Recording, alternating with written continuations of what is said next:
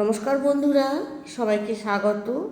আমি আমাদের পরিবারে আশা করছি সকলেই ভালো আছেন, সুস্থ আছেন। আমি মানসী। আজকে ছোট্ট এক বাটি সুজি দিয়ে নাস্তা রেসিপি নিয়ে এসেছি। এটি যদি বাচ্চাদের টিফিনে দেন, টিফিন বক্স ফাঁকা আসবে।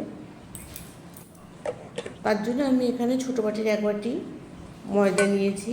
ময়দাটার মধ্যে প্রথমেই 1 চামচ ঘি দিচ্ছি, পরিমাণ মতো লবণ, আর এক চামচ চিনি, আর অল্প একটু বেকিং পাউডার দিয়েছি বা সোডা, যা দিন দিয়ে ভালো করে মেখে নিলাম।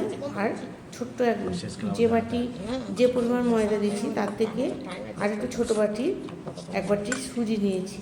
প্রথমে এই মিশ্রণটাকে ভালো করে মিশিয়ে নিলাম, তারপর সুজিটা দিয়ে আবার ফের ভালো করে মিশিয়ে নেব। মেশানো হয়ে গেছে। এবার এর মধ্যে অল্প অল্প জল দিয়ে ব্যাটারটাকে তৈরি করব। ব্যাটারটাকে ভালো করে এরমভাবে মিশিয়ে নেবেন, তাহলে ল্যাম থাকবে না। মেশানোর পর এটাকে আমি আধ ঘন্টা রেস্টে রেখে দেব। যে সমস্ত বন্ধুরা আমার ভিডিওটা দেখেন, লাইক করেন, কমেন্ট করেন, তাদের অসংখ্য ধন্যবাদ এভাবে আমার পাশে থাকার জন্য। এরমভাবে লাইক কমেন্ট করবেন। আর যে সমস্ত বন্ধু নতুন দেখছেন, রেসিপিটা পছন্দ হয়ে গেলে লাইক কমেন্ট করবেন, আর সাবস্ক্রাইব করতে ভুলবেন না। সাবস্ক্রাইব করে পাশে থাকবেন।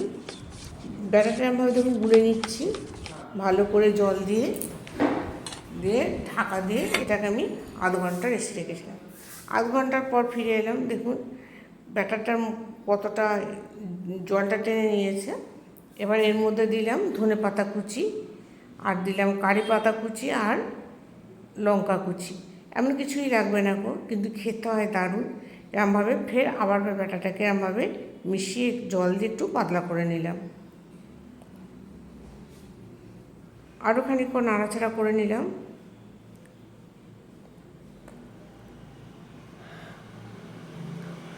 গ্যাসের মধ্যে প্যানটাকে বসিয়ে দিয়েছি। এটাকে ভালো করে মিশিয়ে নেব।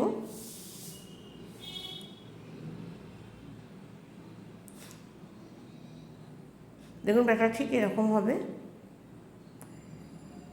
প্যানটাকে গরম হয়ে গেছে। এর মধ্যে অল্প একটু তেল লাগিয়ে দিলাম। এবার ব্যাটারটাকে এরমভাবে গ্যাসটাকে লো করে এরমভাবে দিয়ে দেবেন। এবার গ্যাসটাকে লোতে রেখে 5 মিনিট রাখবেন, তার মধ্যে এটা হয়ে যাবে। দেখুন এরমভাবে উল্টে পাল্টে নেবেন।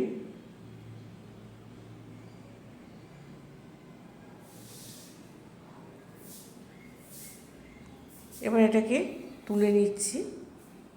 হয়ে গেছে। এটা যেমন সুন্দর দেখতে সেরকম সুন্দর খেতে। আর একটা করে দেখাচ্ছি। আবার প্যানের মধ্যে তেল দিলাম, তেল দিয়ে ব্যাটারটাকে এরমভাবে দিয়ে দেব। দেখুন এটাকে তুলে নিয়ে একটু এপিট উপিট করে নেব, তাহলে এটা হয়ে যাবে। এটা বড়দেরও টিফিনে দিতে পারেন, দারুণ লাগে খেতে, কিন্তু দারুণ টেস্টি। আমি বাড়িতে বানিয়েছিলাম, বাচ্চা থেকে সকলের খুব ভালো লেগেছে। এবার গ্যাসটা হয়ে গেছে, এবার এটা তুলে নিলাম।